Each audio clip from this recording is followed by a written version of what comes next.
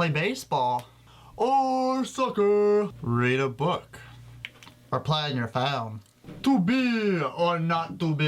It's always one or the other. Wouldn't it just be easier if we were in multiple places at once?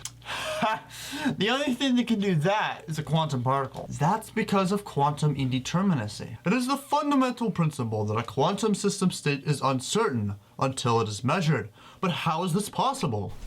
My name is Quintin, and all will be revealed here on Quantum with Quintin.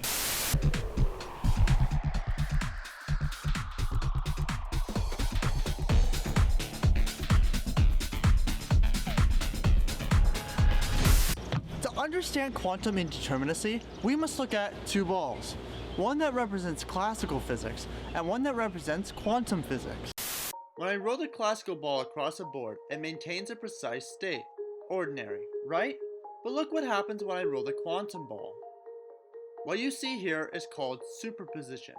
This means that the ball does not naturally exist in a true single position. Instead, it acts as if it is a wave of probability. The technical term for this wave is called a wave function. Just like waves of water, it occupies all positions at once.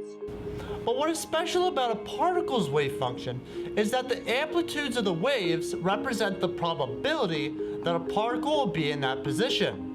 The higher the amplitude, the higher the probability.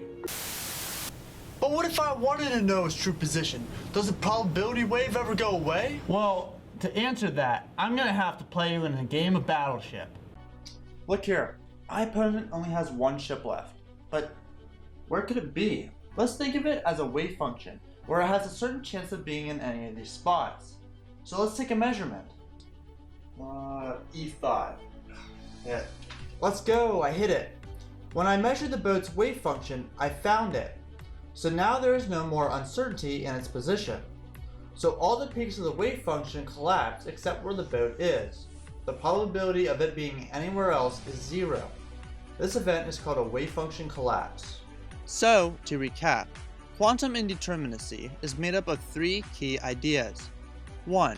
That all quantum systems are in a superposition, so that the real state is uncertain. 2.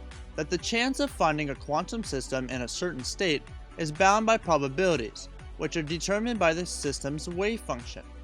And 3.